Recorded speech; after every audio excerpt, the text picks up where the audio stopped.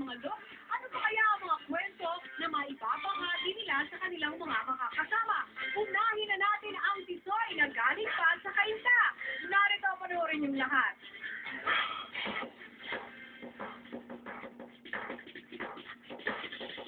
Tisoy, ang galing sa isang mayamang angkan. Pero ang mukhang prinsipe, mayak lang ang naging pamumuhay sa kainta Rizal. Bunsuman sa tatlong magkakapatid, sila na pagkaita naman ng espesyal na atensyon na karaniwang tinatamasa ng isang bunso sa pamilya. Ang kanyang ina ay nagtatrabaho sa ibang bansa at habang nasa Pilipinas ang ama, parang magkalayo na rin sila dahil sa di nila makikita. Di man nakuha ang kaukulang pagmamahal ng isang ama at personal na pangangalaga ng ina, lumaki pa rin namang matalino at matino sa gabay ng lola at tiyahin.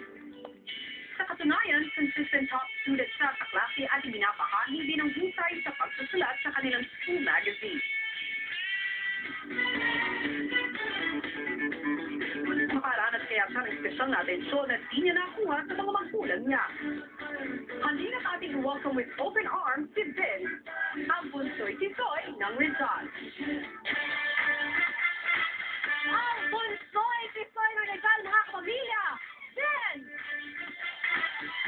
Oh, si Vince! There's Bianca. Welcome sa labas ng bahay ni Kuya. May tatanong si Bianca.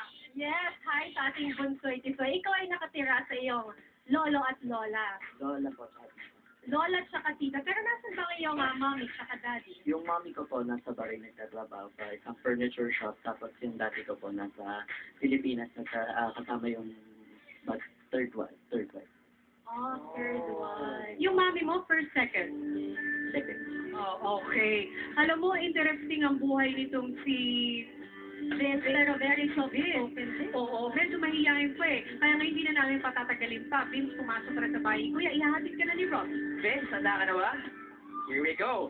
Pero Vince, dinig ko, no girlfriend since first ka na. Paano ko ba tumidiskarte sa babae? Oh, parang ikaw, Robbie. Oh!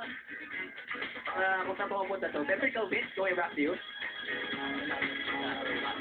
Lumalapit lang sa babae at yun lang. Lalapit lang.